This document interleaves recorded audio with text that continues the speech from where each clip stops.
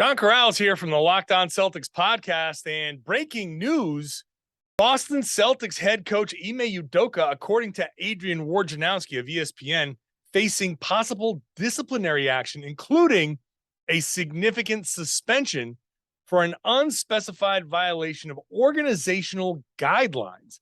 This followed up by Adam Himmelsbach of the Globe. Ime Udoka facing a likely suspension for a violation of team rules. What does that mean? What is the violation? No one knows, and it's not easy to get anything from the team at this point. It's not easy to get any other information. No clue as of right now what this means. What's the violation? What's the what did Ime Udoka do to draw what is likely a suspension? How long is the suspension? What's that going to be?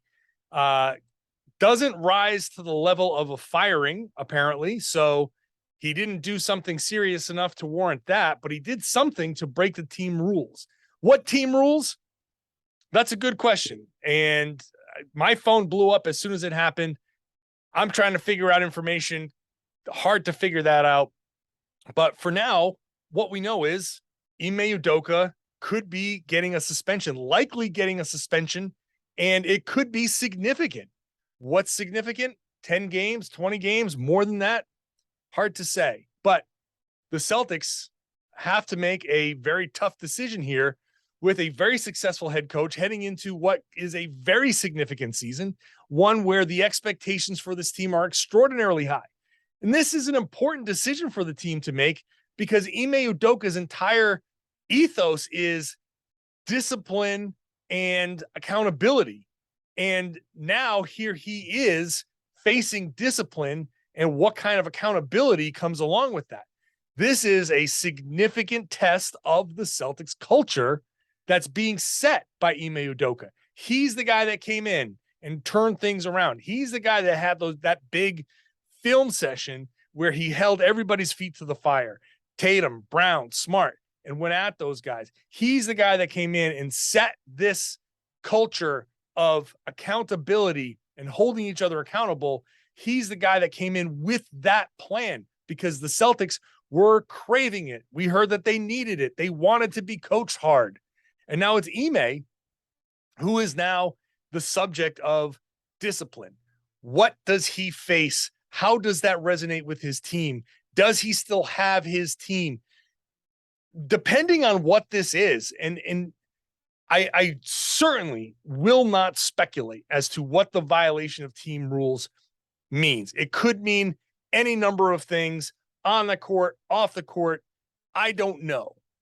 But for now, whatever it is, and I'm sure once it comes out, I'll do more on the podcast, but once it comes out, we will figure out exactly what if the discipline matches the violation. I have no idea. It's so fluid and so new. But this will be a test of the culture that Ime Udoka is setting. This is significant. This is really meaningful here because the Celtics are supposed to be following this guy to the finals, to a championship.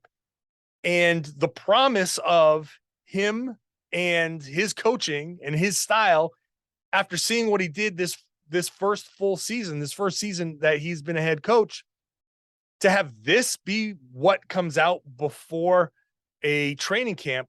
Media day is Monday. It is days away. To have this be where he is, it's at the very least, it's not great at all. This is probably one of the worst things that could happen to this team. Because now you're going into the season without your head coach, without that plan. I've talked about the need for him to evolve in his second year. And now we're talking about him having to own whatever this is, whatever he did to violate the team rules. So he's going to have to be held accountable, and the team is going to have to respond to that. It's critical that the Celtics get this right. And it's critical that Ime handles this the right way, because if if something feels out of whack and he comes into the locker room and all of a sudden he loses the respect of his players, I don't know what this is, but this certainly feels like something that, if it's bad enough, could lead to that. If he loses the respect of his players, now the Celtics are left in a very difficult spot. This is a guy who can clearly coach. And now all of a sudden there's this question. When you see Woj talk about a significant suspension, that means that he potentially did something very bad. Adam Himmelsbach saying a likely suspension.